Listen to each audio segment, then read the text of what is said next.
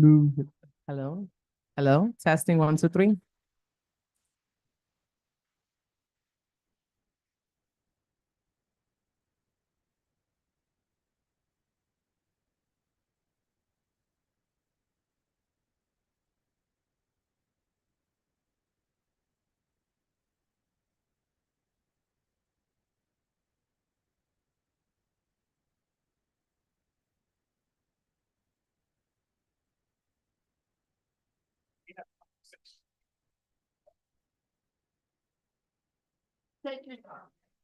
Please take your seats. We have quorum. We can begin the meeting in a minute.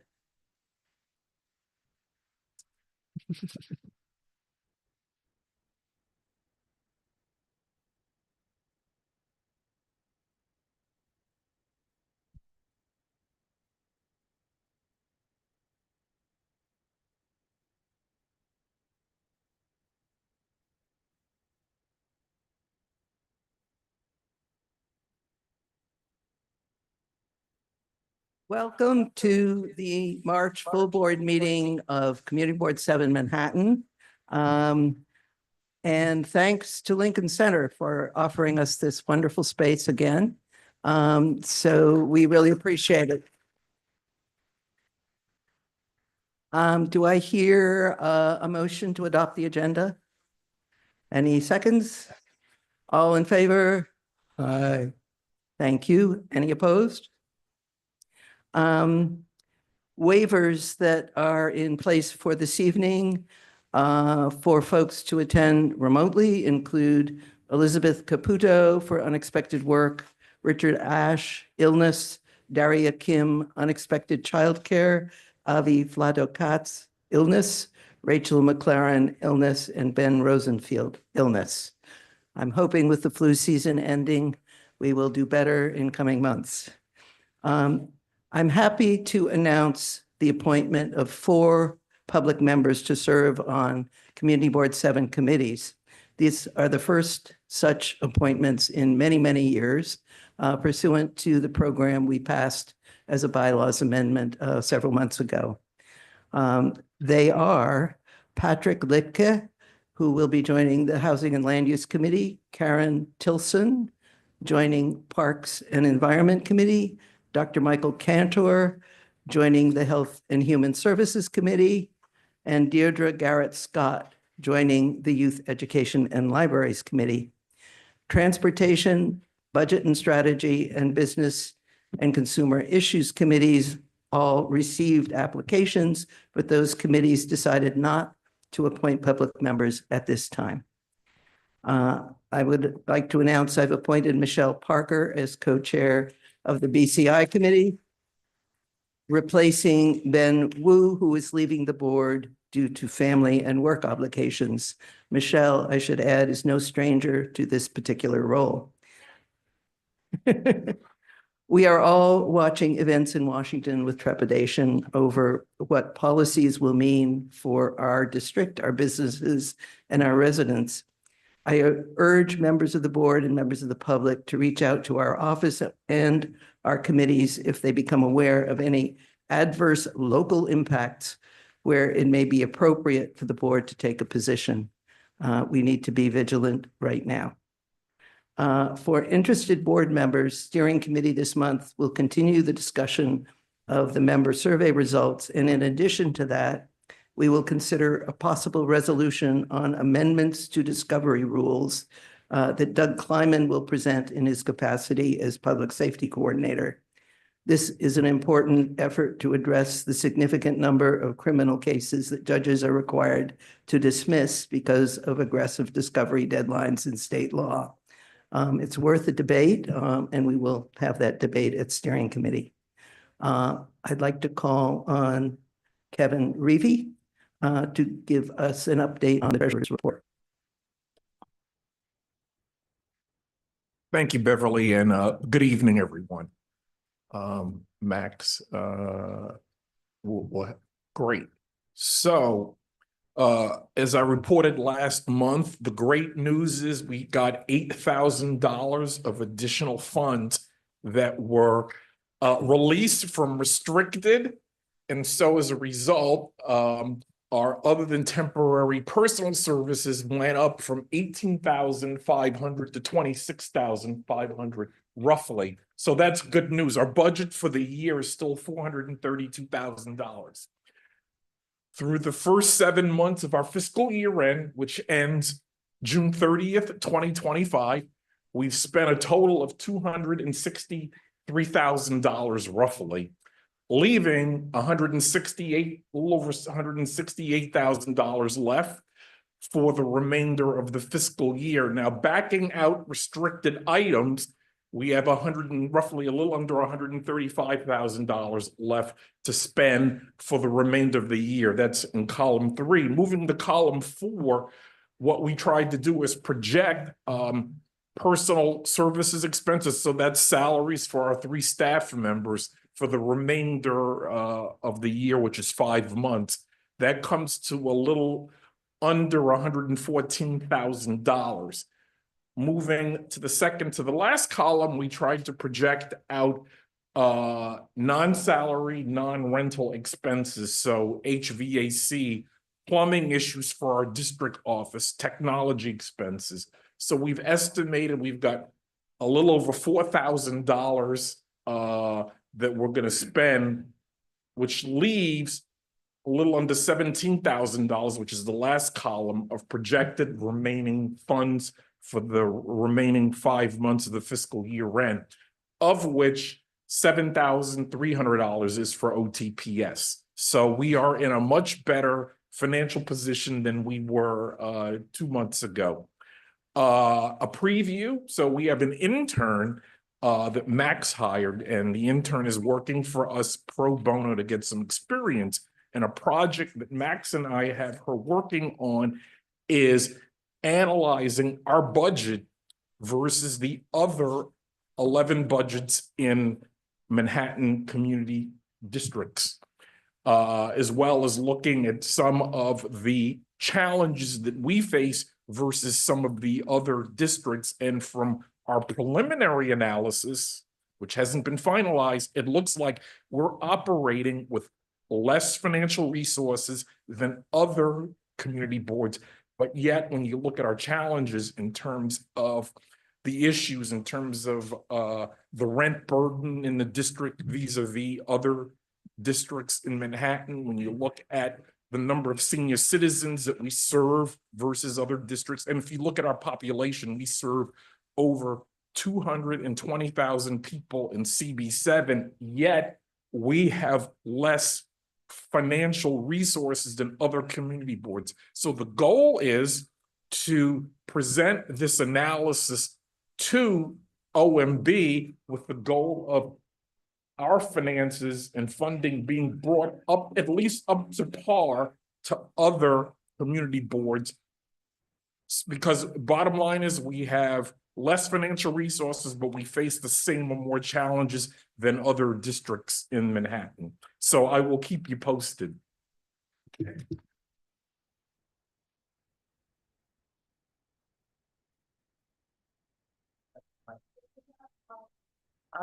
Clary, can we get you a mic so those online can hear you?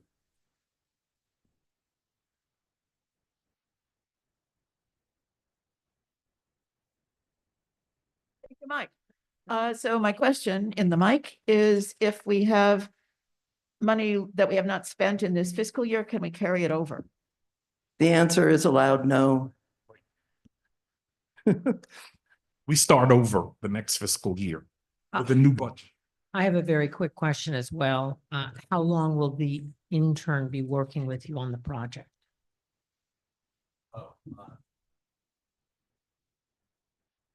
The answer, we have Maisie until sometime in late May. I don't have the exact date, but sometime in late May. I defer to Kevin on how exactly long, but she's making rapid progress, faster than we thought. So the goal is she's going to share with us the final analysis with Max, myself, and Beverly sometime in the next week or two, with the goal of presenting it to Beverly. I guess we present it to full steering and full board or executive board. Let's take it one step at a time. Okay, executive board. and then full board, and then we write the letter and with the supporting documentation. Yeah, this And is, the this is ask. hopefully an effort to affect the mayor's executive budget or the adopted budget in June. Thank you. Max, can we hear from you, the district manager's report? Sure, thanks. Very brief. First, thanks to Lincoln Center for having us. I know it's a big push for you, and I really appreciate it. Next, welcome to all public members. I invited all 4 of them. I'm not sure who showed up. No one RSVP'd, but oh, I see 2 hands. So at some point, make your way and everyone approach them if you can after the meeting and say hi. Let's see. Next, I'm just here to say that, sorry, I can't read my notes. The application deadline for membership to CB7 has been extended. Many of you know this. This is mostly for those that are going through reappointment process or those that are applying for the first time. And that deadline is revised to this upcoming Friday. And that concludes my report. Sorry. Thanks.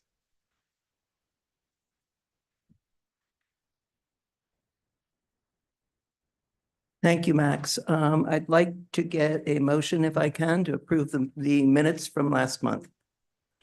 Seconded? All in favor? Any opposed? Thank you. Yes. I'm sorry, I didn't call abstain. I will. Okay. So we have unanimity with 1 abstention. Okay. For our secretary and his notes. I appreciate that. We are ready then to open the public session, and I gather, Jesse, you will be naming names and calling folks who wish to speak with us. Sue Peters? Yes, can you hear me? Hello, Yes. is it clear?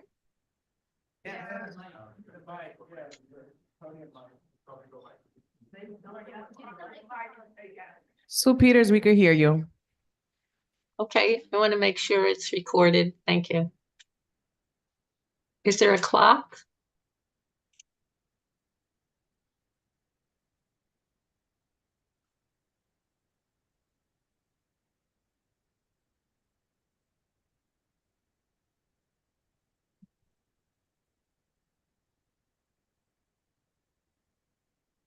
Sue Peters, can you start? Can I see a clock? I don't see a clock. You should go ahead, or we're going to move on to the next speaker. Hi, I'm Sue Peters, a resident of Community Board 7. I will be quoting from a 40-page publication titled The Wireless Elephant in the Room, written by Camilla Rees, Senior Policy Advisor of the National Institute for Science, Law, and Public Policy in Washington. You can find the text online or at Amazon. I urge you to get a copy. Quote, our bodies are attempting to cope in an entirely different milieu than the one in which most adults today are raised. Biology is being continually stressed from the acute and cumulative effects of these pulsing energy fields. Quote from Martin Paul, Washington State University. We're clearly at a point where we can confidently debunk the industry's argument of more than 20 years that there cannot be a biological mechanism of action from these low-intensity EMFs. We have over half a century of science showing biological effects while radiation exposures continue to grow. And from Martin Blank, Columbia University, I can say with conviction, in light of the science, and in particular in light of the cellular and DNA science, which has been my focus at Columbia University for several decades, putting radiating antennas in schools in close proximity to developing children is an uninformed choice. Final quote, why is mainstream media ignoring the EMF science when so many people across all ages are at risk? The FCC has given a green light to move forward with 5G. Ultra-high frequencies are being permitted, despite research in 2G showing risks for brain and heart tumors in federal government animal studies. Victoria, she's in here. She's in person.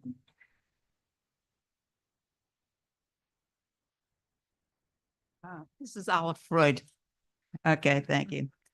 I came here to say something about congestion pricing and about the city of, what is it called? City of yes. Well, the congestion pricing seems to be all right. The mayor likes it, the governor likes it, and the president doesn't. And I just can't, I have to repeat what he said, although I'm sure all of you saw it in the papers. Congestion pricing is dead. Manhattan and all of the New York is saved. Long live the king. All right. I think that's going to go in the history books. And now as far as City of Yes goes, City of Yes is basically a giveaway to developers. It is not about affordable housing. It does a great deal of harm to the people who live here now in the most dense borough in this city. Our density, the number of people, I left a whole bunch of flyers out there. You can go and look at the numbers exactly. I don't have to repeat them about what's going on in here. The 4 outer boroughs are better organized than Manhattan and have different issues than Manhattan. They have started a lawsuit because they don't want the density and they don't like what's going on with City of Yes. I'm very sad that here in Manhattan, most people don't even know what City of Yes is, even though it went through the council. I don't think we did enough in this board to make it available, to make them know what was going on.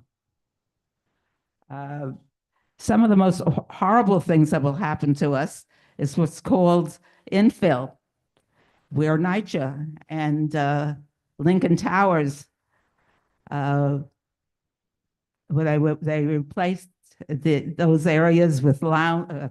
Well, it was a terrible area, and they replaced them with lawns, and they made living better. What I really came to say was that I think that this community board, or maybe individuals, after you read my flyer, can do something about it. We should be joining either with the outer boroughs or doing something on our own. Certainly, I'm, by the way, if you don't know me, most of you do. Thank you. I'm Olive Floyd. I'm the president of the Committee for Environmentally Sound Development. Thank you for your time. And I'm very eager to start to do something to complain about what's happening here in Manhattan. Thank you.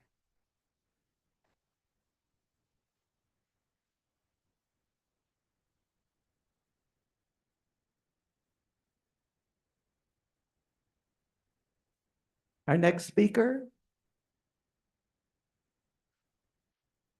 Come in here from the back. Hi, everyone. It's Mariana here from Lincoln Center. We're so thrilled to have you all tonight. Here, I can come up to the front, so I'm not. But I just want to give you a few updates. We have a wonderful community events in February. On February 19th, we hosted the Lincoln Square Neighborhood Center after school program at the Library for the Performing Arts. They watched the 2018 recorded production of Disney's Frozen through their theater on film and tape archives, and they got to learn about the Library for the Performing Arts. On February 21st, we hosted a Black History Month performance at the Lincoln Square Neighborhood Center with the Older Adult Center and the After School program as well. It featured Queen Esther, who was a wonderful performer, and it was a great celebration. And then to round up the month, we had a San Juan Hill documentary screening at Christ and St. Stephen's Church in commemoration of them renaming their chapel after St. Cyprian. Coming up this month, lots of great things and upcoming as well programs. I want to let you know that Summer Forum is coming back this summer, July 9th to 12th. It's a 4-day immersion program for teaching artists, educators, and practicing artists to engage, share, and imagine what the next 50 years of teaching artistry looks like. It's application-based. Those are open and on a rolling basis and can be found on our website. Springboard to Design is a tuition-free program that encourages and mentors high school students to learn about theatrical collaboration. It's led by our artist in residence, Clint Ramos, for high school students. Those applications are due March 15th as well. It's a great opportunity. Also want to let you know that we have our Create-a-thon series led by our wonderful education teams designed for teens. We have one this month and the flyers are outside. There's 2 more in April. Lastly, it is Women's History Month, so we have a lot of great performances here at Lincoln Center and at our constituencies. New York Phil has a Young People's Concert, The Future is Female, on March 8th. Nat Cohen, a wonderful Brazilian jazz artist, is coming to Jazz at Lincoln Center March 14th and 15th. And in the American Songbook, we have some great performances on the 21st and 22nd. And then lastly, we're doing a partnership with School of American Ballet on March 30th. It's a free family program at 1 and 3 p.m. Let me know if you'd like more information. I can give you that then. Thanks so much.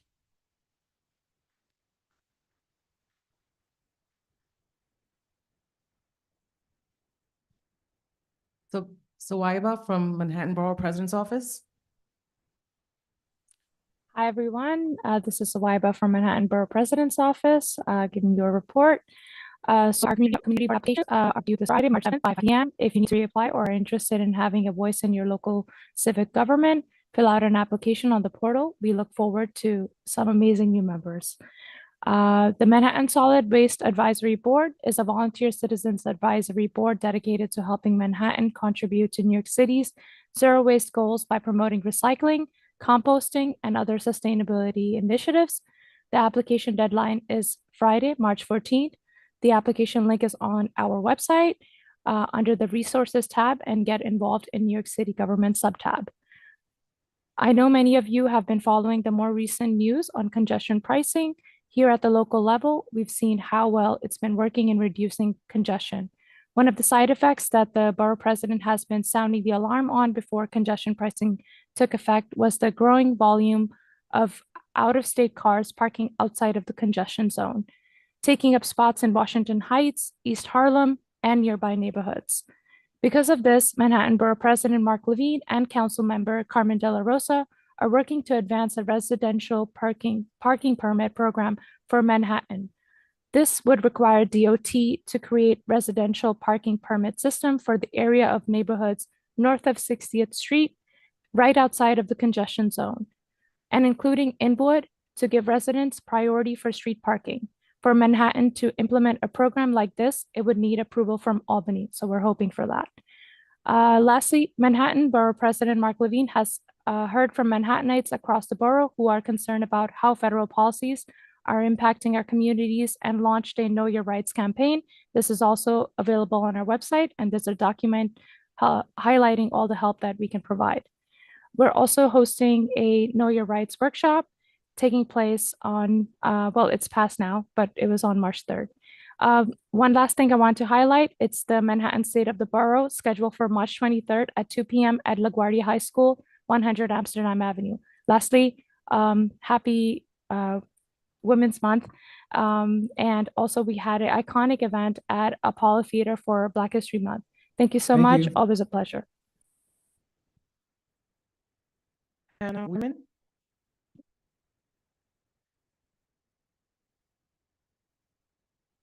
Hi, everyone. I'm Hannah Wienerman from Congressman Jerry Nadler's office.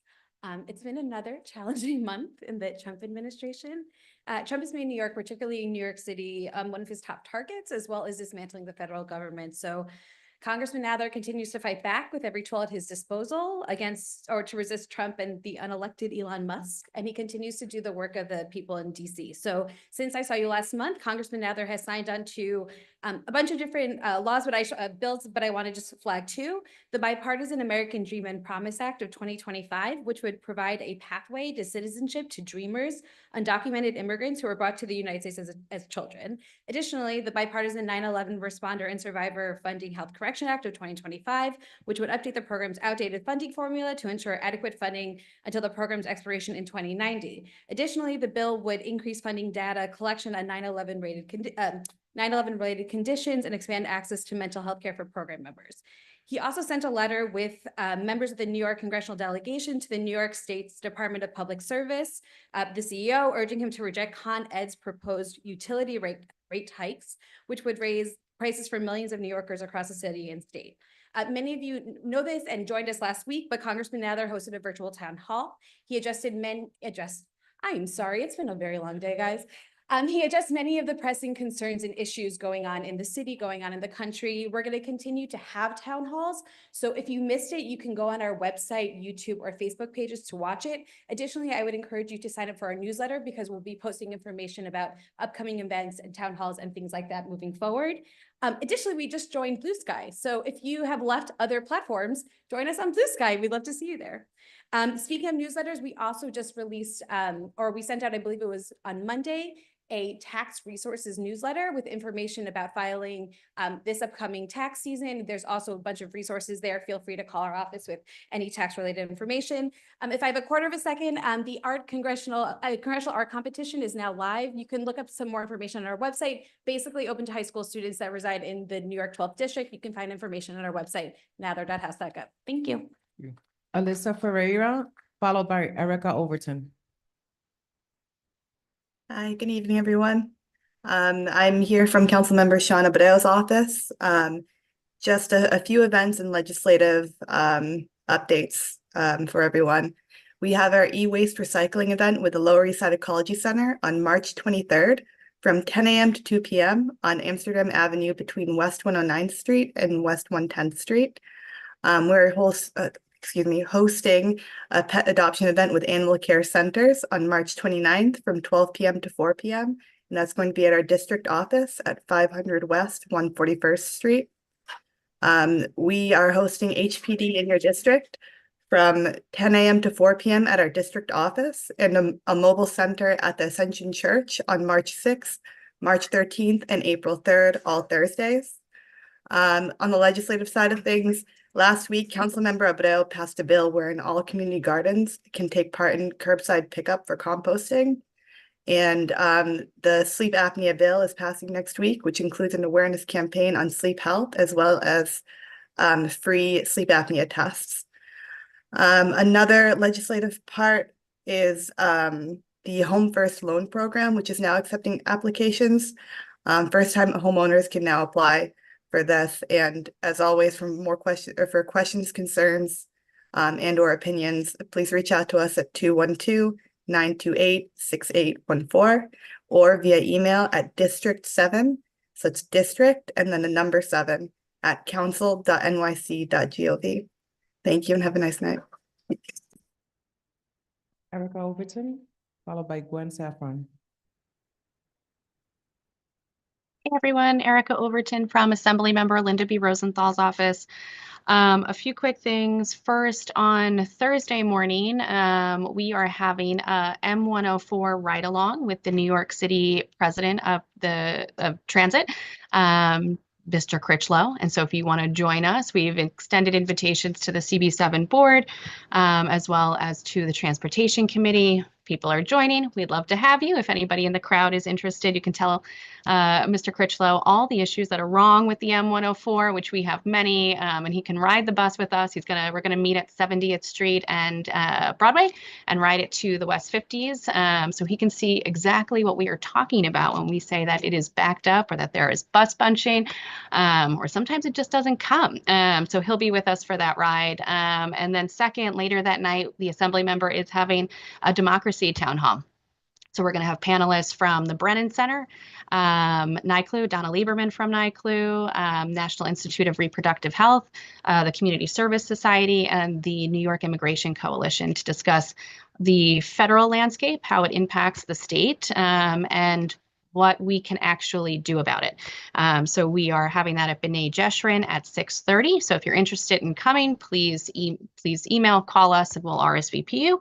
The third thing is we are having we have a lighting portal on our website now. We are doing a bunch of lighting studies throughout the district. So if there's a place that is too dark, let us know because we will have DOT out there to study the block. Fourth, we just introduced legislation that would protect librarians from civil and criminal lawsuits in the event, like it says in Project 2025, that they hope to arrest them eventually if they do not ban certain books. So we've introduced legislation on that. We also read through all of Project 2025 over the summer and introduced a bunch of other legislation in response. And then last but not least, I'm sorry, the Assembly members' data privacy bill passed the Assembly and the Senate, which would protect everybody on this call in this room. commercial health data, but it also would protect people who are coming here for abortion as well as in the event of a national abortion ban. So we are awaiting the governor's signature on that one. And that's it. Thank you. Gwen Saffron, followed by Julia Manza. Hello, everyone. Happy Women's Month. Ramadan Mubarak. It's Gwen Saffron from the Office of the Public Advocate, Jami Williams. I'll just jump in with legislative updates.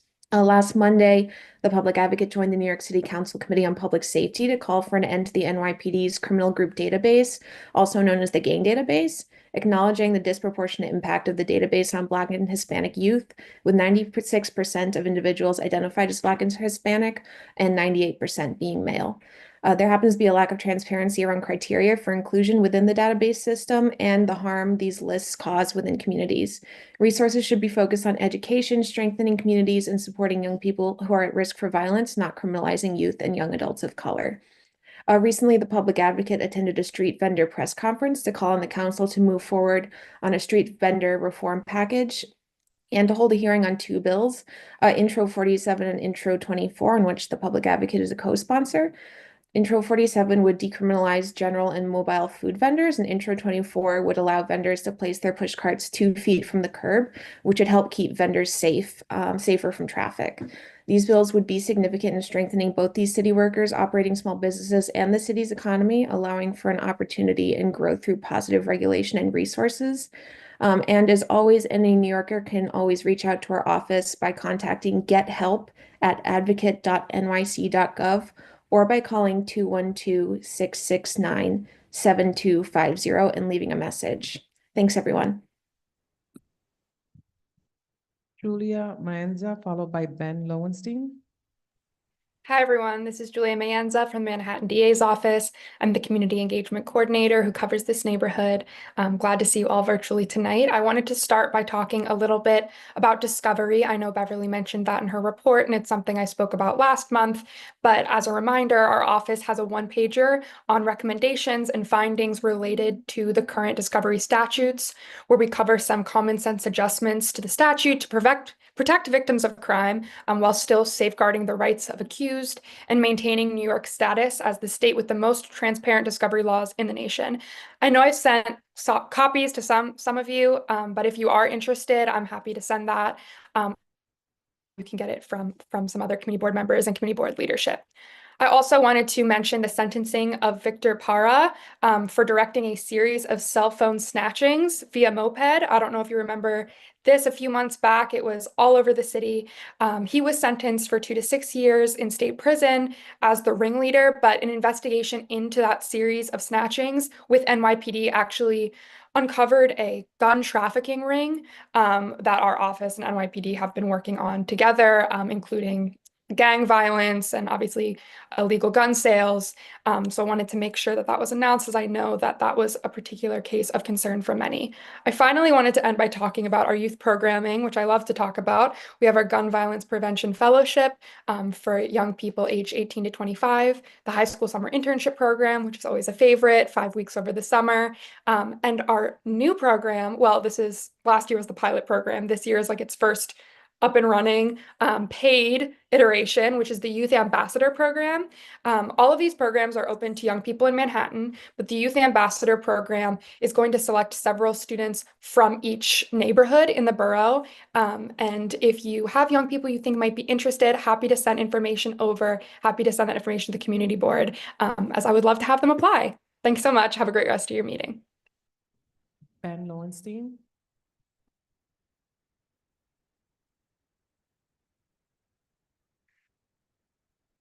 Hello, everyone. My name is Ben Lowenstein. I'm the community liaison for Assemblymember Tony Simone's office. Assemblymember Simone is up in Albany right now with some new bills he has introduced. One is the PAWS Act, stands for Protecting Animals Walking on the Street. This will increase penalties against drivers when a pet is injured or killed in a crash. Currently, the penalty is the equivalent of getting a U-turn. We also have the Support Act, which we introduced with Senator Brodheim and Siegel. Currently, all misdemeanor cases where the defendant is found unfit to proceed to trial due to mental illness are dismissed, and after a little time, these individuals are released without appropriate, intensive, long-term post-release care. This bill would mandate crisis intervention teams and other supports at the moment of release, reducing recidivism and increasing public safety. Another bill will prohibit greenwashing of marketing claims, which is when companies use untruthful, deceptive, or misleading claims to sell their products and services as more environmentally friendly than they really are. Another bill will crack down on animal fighting by introducing a new felony level offense of enterprise animal fighting. Another bill will direct the Board of Elections to provide a searchable database to allow voters to preview their sample ballot before they cast their actual ballot. And another bill will require vacant commercial properties to have contact information for the broker or property management be publicly posted. The Assembly member recently released a report called the SUM report to address substance abuse, homelessness, and mental illness in our community. It can be found on our website, and I encourage everybody to read it. Also soon, we will be releasing a survey on federal overreach where people can report immigration enforcement activity, other ways federal overreach has affected them, and sign up to receive Know Your Rights cards. Thank you.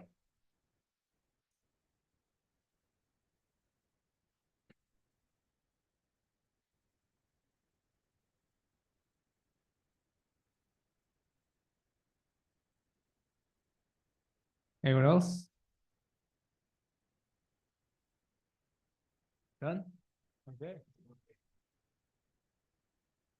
We don't have any other speakers. Thanks.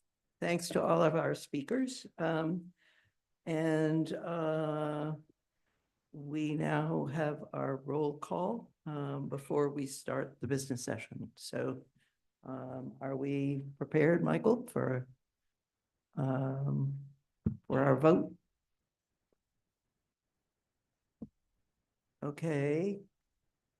We can start voting. Just a reminder, this is how we keep attendance. So if you cannot vote, please let me know.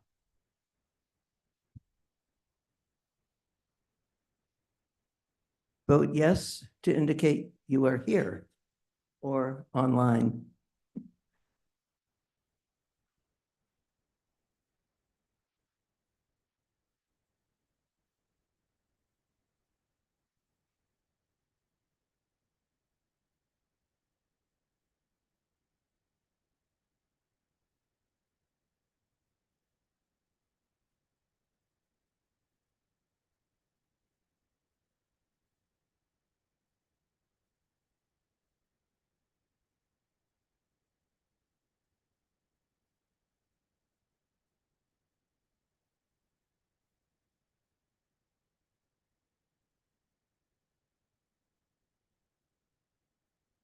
Again, raise your hand if you have difficulty using the phone vote system.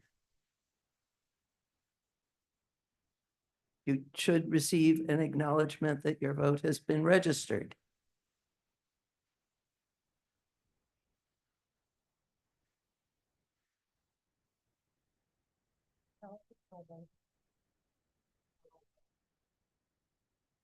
Oh, just because there's not a number. Yeah. And I saw your name pop up. Okay. As it was. Okay. I see you here.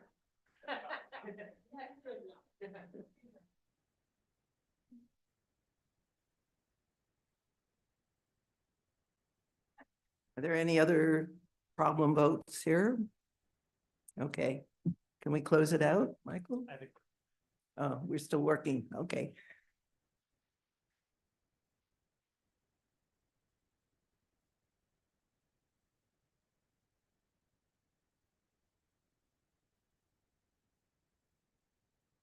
Okay, can you announce, well, this is not a vote. 30, we need yeah. one. 30, Okay. 000. All right, thank you very much. The first item on the business session comes from steering committee, so I will explain the item. It's a amendment, it's a resolution requesting the state legislature and the governor accept an amendment to the open meetings law. This is something we discussed several meetings within the steering committee. First, looking at what Senator Hoylman Siegel had introduced last year, which would have reduced the quorum requirement in person to 25%. As per that discussion, there were a number of board members very uncomfortable with that, who value very, very highly our in-person presence at meetings. So to continue to look at what we might do, I put forth this resolution, which addresses really the problem we had this winter, where several of our committees were unable to do business because they could not reach quorum on days where the weather was outrageously cold. And it was very difficult for individuals to get to the meeting. Right now, the open meetings law has a provision that if there's a health emergency declared by the state or the city, we may vote virtual, or we may meet virtually and conduct business. That's certainly what happened during the pandemic. But there are other emergencies, and this resolution is designed to address those, particularly emergencies of weather. So what we presented at steering and what had a 15-0-0-0 vote for committee members and 1-0-0-0 non-committee members was the following resolve clause. Therefore, be it resolved that Community Board 7 Manhattan strongly urges the governor and state legislature to amend the public meeting law to permit fully remote public meetings for community boards when there is a hazardous weather warning, when there is an air quality warning creating health risks, or when there is an excessive heat warning. So that when going outside does you harm, we have an option to continue to do our community's business. Are there any comments or questions? Okay, call the question.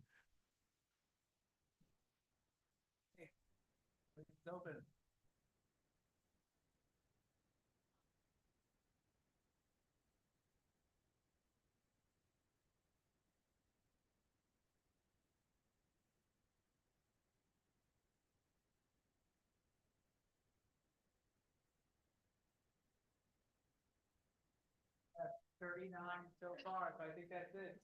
10, 9, 8, 7, 6, 5, 4, 3, 2. Okay, so final vote is 38-1-1-0.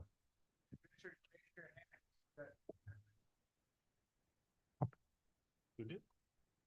Okay. Oh, online. Thank you.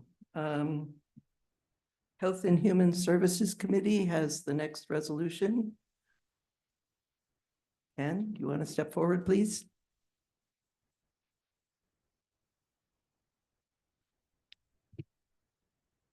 So we, at our meeting last week, we were honored to welcome the new CEO of Bellevue Hospital, Dr. Eric Way. And Bellevue, if you don't know, is the oldest public hospital in the nation. And it's also a safety net hospital, one of the few in New York City, and which means it accepts all comers regardless of ability to pay. And Bellevue has been having a very hard time getting paid. 60% of its patients are Medicaid, and Medicaid pays only about 70% of the actual cost of care. So Bellevue is chronically underfunded, and as are all the safety net hospitals in the state. And Dr. Way described to us some of the problems that they have, and what is topmost on his list for what they need are medical imaging machines. They have three of them. They have 4 CAT scan machines. 3 of them are basically on life support. and are often out of service, meaning delays, lines, and such. And also they have another machine, a single plane interventional radiology machine, which also is on life support, and it's the only one they have. And it's really essential. So we passed a resolution calling out, oh, and also adding to this is that the impending closure of Beth Israel Hospital is going to mean a whole bunch more patients are going to be going to Bellevue. And in other one statistic that he shared with us, they're going to have 8,000 more ER visits per year projected after the closure of Beth Israel. So they're really up against it. So we passed a resolution doing two things, calling on the state to significantly increase Medicaid funding to safety net hospitals, including Bellevue. And also we called on the city and state to prioritize getting Bellevue these medical imaging machines that they so sorely need. And the resolution passed unanimously. Any comments or questions?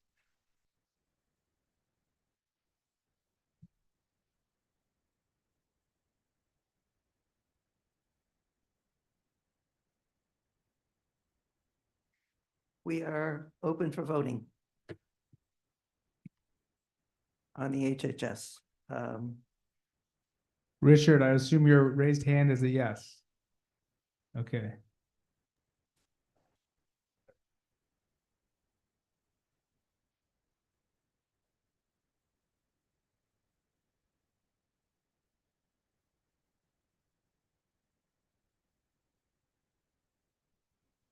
Okay, 5, 4, 3, 2, 40,000. Thanks, Ken, for that. I've had a request that we flip our next two committees and do BCI next. So is BCI ready to present?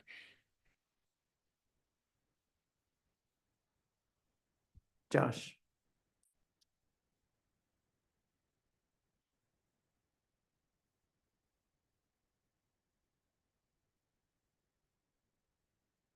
Look, first, I just wanted to say welcome Michelle to be co-chair. Michelle was the chair when I first started in 2017, which seems like a million years ago, but she was. And so I'm looking forward to working with her. Oh, great. Thank you. We had 5 applications that came in front of us for liquor license. They were all approved unanimously, so I'd like to bundle them together if that's okay with everybody here. So let's, thank you. Sure, 248 West 60th Street, 63 Central Park West, which is the Delacorte Theater, 2210 Broadway, 2701 Broadway, and 994 Columbus Avenue. Any questions or anybody have any comments? No? Great. Hang on.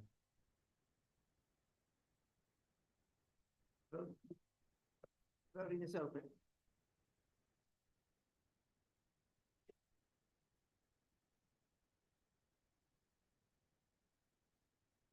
Richard, is your hand up is a yes? Can you give us a thumbs up or a nod? Seems like you're nodding. That's a yes. Thank you. Okay, 5, 4, 3, 2, 41,000. Okay, and then we had 2 applications for retail dispensary premises, 57 West 86th Street and 2610 Broadway. And both of those were also approved unanimously from the board. So I'd like to bundle those together as well. Questions, comments? Okay, voting is open.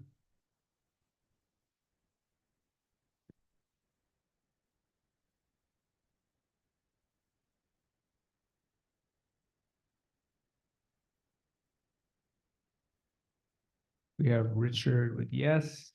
Just looking for a few more people.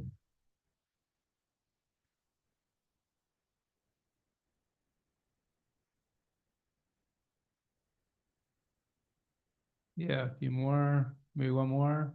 I think that's it. 5, 4, 3, 2, 1. Okay, passes 32-520. Thank you. And lastly, we proposed a resolution to amend the process for the dining out NYC applications, which was posted on the on the agenda.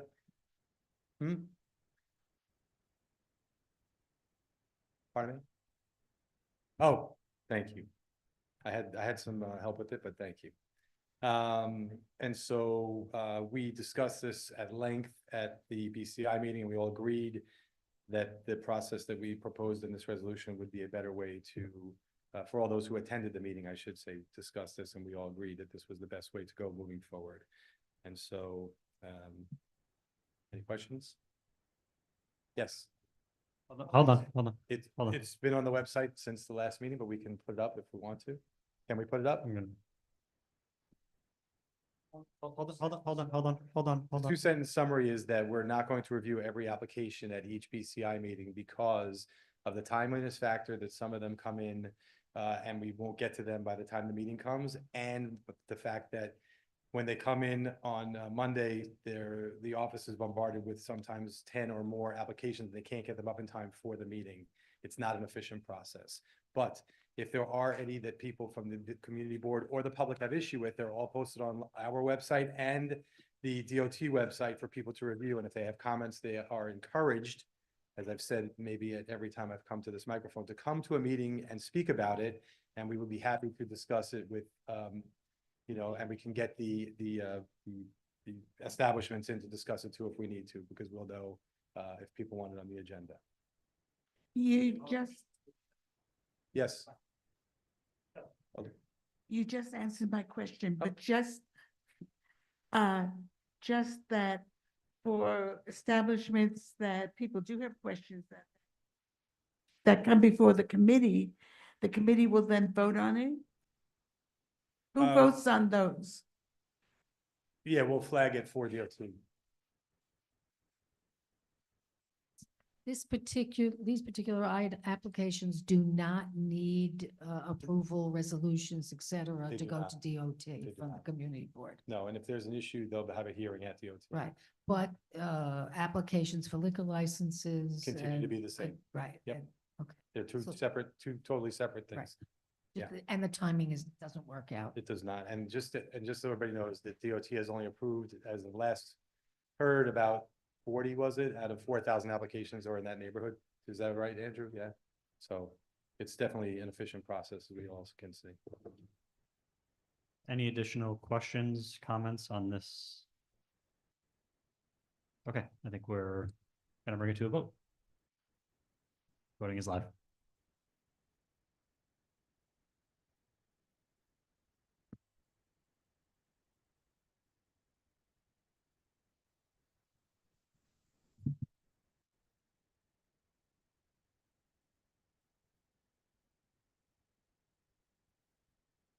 All right, 5 more seconds.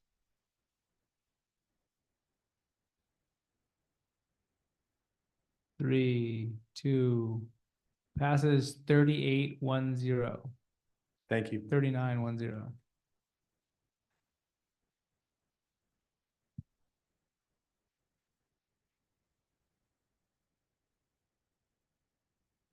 Thank you. This is one of those where, in the best of all possible worlds, that might not be the ideal solution, but we don't live there. And given the frustrations everyone has had so far with this program and the way it's structured, this seems to me to be a fair solution. I'd like to call on Preservation to come forward. Thanks.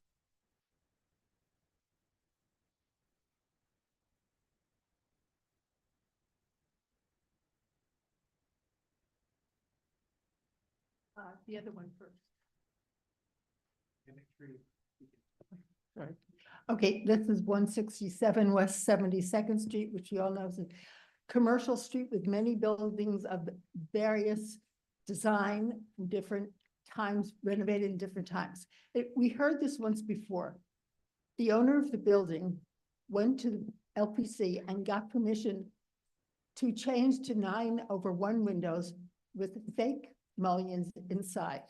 Then went back and between Landmark's staff and the owner, they decided to leave the original windows on the 3rd, 4th, and 5th floor as they are right now, and not change them unless they remove those windows and put new windows in. So our resolution is to approve the appropriateness of the existing windows to the structure and to the historic district. Any questions? Clary. Hold on. Clary. I'm just saying. Thank you, Michael, for the mic. These are not the original windows that are being approved. These are replacement windows. And this came back to us because this is a application to legalize replacement windows that were put in 10-ish years ago. Nobody knows for sure. So that's why, because the LPC staff had changed their position and now was amenable to hanging on to these or letting them stay there until there's an actual replacement, as opposed to putting fake muntins in. That was the basis of our vote. Yes, and the vote was 4-2. Yes. So we're voting on Any windows addition- you see here on the 3rd, 4th, and 5th floor. Any additional questions or comments on this? Yeah, give me one second.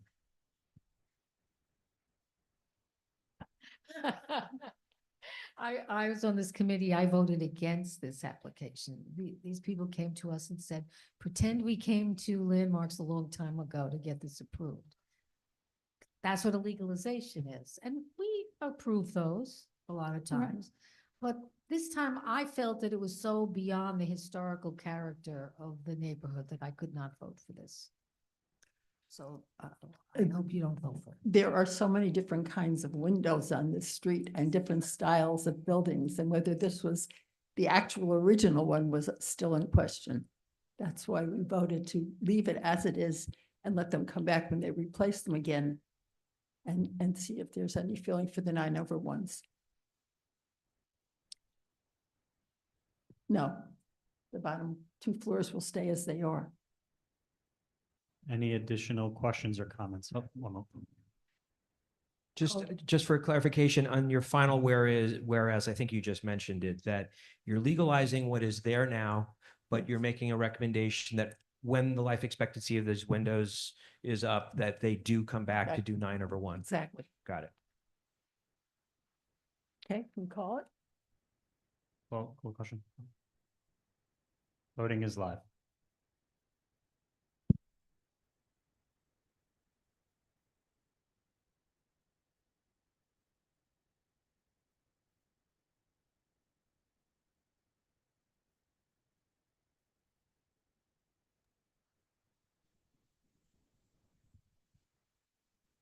Richard, that's a yes, I assume. That's a no, No. Okay, good thing I asked. just to make sure I'm still awake. Yeah. Okay, 5 more seconds. 5, 4, 3, 2. Anyone else missing out there? No? So approved 28-4-7-0.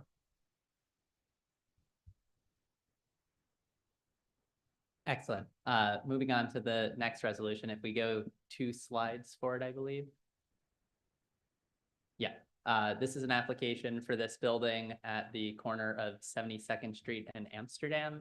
And if we move forward 1 slide, this is what it looks like today. This is the entrance on 72nd Street. And if we move forward 1 slide, this is a proposal to add a accessibility ramp to both the residential building as well as the commercial space that in this picture is the dorm directly next door. The material that the ramp is faced with. So this gray will be the same granite that is the bottom course of the existing building, so it will match. The ADA ramp is in line with ADA standards, with building code standards. It's as narrow as it can be, but will provide step-free access to both the residential building and the commercial space.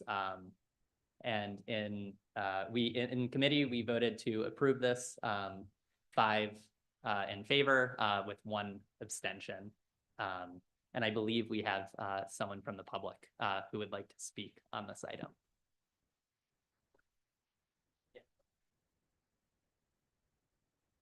Hi there, my name is Victoria Ungvarsky, and I'm one of the tenants of 175 West 72nd Street. And I'm here representing over 50 of my neighbors. I've spent the last couple of days knocking on the door of every apartment in this building to talk about this issue. And every single person I talked to was so in favor of having a ramp and having ADA accessibility in our space. It is a beautiful building. We love living there, but the steps are just way too steep. And there are so many older people with mobility issues who can't get in and out of the building effectively and are sort of effectively housebound. And we just believe that overall, everybody will benefit from this. My neighbors have lived there anywhere from 1 year to 70 years to everything in between. And so on behalf of our community, I just want to say, we're all really for it.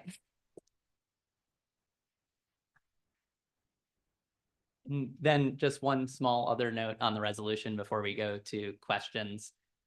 There's a drafting error in it. It refers to the sister building as being on 71st Street. It's on 73rd Street. So unless anyone has any objections, I will make that friendly amendment and we will correct it in the final one. Are there anyone else from the public who would like to speak or any questions? I'm going to go this way first. This is more of a transportation committee question, but the 72nd Street corridor has been discussed a lot recently. The plans for making it more pedestrian, bike lane, et cetera, friendly. I know this isn't necessarily a preservation question, but just looking into the future, has anyone heard anything about the potential impact that the changing of the street could have to this? I'm planning to vote in support of it, obviously, but just wondering if that's come up in any discussions. with anyone on the board. It did not come up in committee. However, I will say that we did discuss the width of the street, of the sidewalk, I'm sorry, during committee. And it was noted that the sidewalk is 20 feet wide in this area. So there is ample room to add this ramp without meaningfully changing pedestrian flows. Hi, Adam. No issues with the ramp per se, but aesthetically, I was just wondering why it doesn't extend to the end of the dorm, whatever the dorm is. It looks stunted the way it ends right there in the middle of it. Yep. I don't want to speak on behalf of the applicant who's not here, but my understanding is that if you were to extend it further, then the staircase would cross into the property line of the next building. So it's cut short here to make sure that there's accessibility to the 2 entrances to the building, and then that there's the staircase as quickly as possible. Something that we heard was that folks were saying, you know, this way you don't have to walk down the entire ramp. You can take the stairs fairly quickly. Thank you. Just one other thing. What is the dorm? Because just out of curiosity, I pass by it all the time. The dorm is a not-for-profit that provides social services to young adults, and it collects state and federal funding, and one of the requirements of that is actually for it to be accessible. So part of the reason that this application is coming is to make this space accessible. Great, thank you. Thank you, Michael. I just want to say on this one, I'm a member of the committee and I did vote in favor and will do so tonight, but I find a concern that we don't have any other ramp that I'm aware of in our district that is this long. This is a very long, wide, I suppose you would say, ramp, and it's fairly intrusive. And I don't know that we have any precedent for it on a major street. However, When you look, and it just doesn't show in these photographs, this residential building was built, basically, you have to be pretty spry to be able to enter, to walk into this building. It has not one, not two, but 3 steps there at that door. And those 3 steps really are an impediment to many people getting into their very own buildings. So notwithstanding this sort of lack of precedent visually and otherwise for this size of ramp, well, there may be, I just don't know any that's this wide, but I'm not saying there aren't. I just don't know of any. And it's on 72nd Street. But anyway, the situation with these 3 stairs is so much more difficult than for many other residential buildings in our district that I do urge people to vote for it. Just respond, the ramp is so long because there's a formula. It has to be a certain amount of descent per inch. So I think that's very much precedent there. Yeah, I just wanted to say that I'm not a member of the committee, but I fully support this resolution. I watched the meeting. I went to the site. I'm just visiting the site normally. I think it's very appropriate.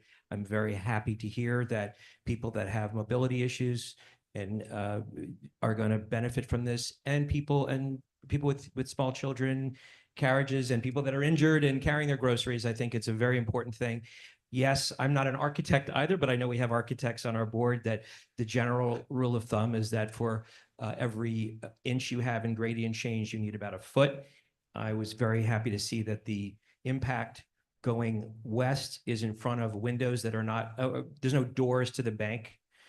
So to have inverted the ramp the other way, it would have been a whole different. So I'm in full support of this. Okay, and also I spoke up before and I apologize. Clara, there is a precedent, a really obvious one on 86th Street and Broadway on the southeast corner, and it extends in front of Broadnosh Bagels to the Hotel Ernesto's and all. It has 3 steps on one side and then it has a ramp on the other side so that it is ADA compliant.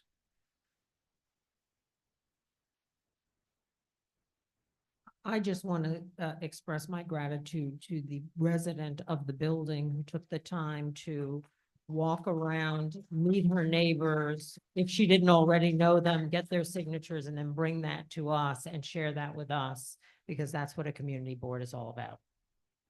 Okay, unless there are any, Just real quick, was there any consideration, I'm assuming it was probably super impractical, like to do something inside the building, lowering floors there? I'm guessing that was probably a way more impactful type thing. we did not discuss that or hear that from the architect, but I think your assumption is correct. Okay, just want to make sure. Thanks. Seeing no other comments, I'm gonna call the question.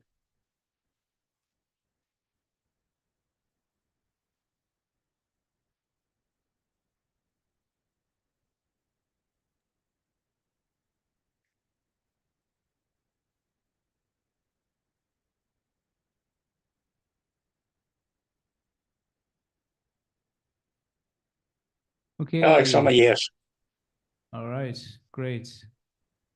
5, 4, 3, 2. It passes 39-0-1-0. Can we actually quick go to Senator Hoylman Siegel? Okay.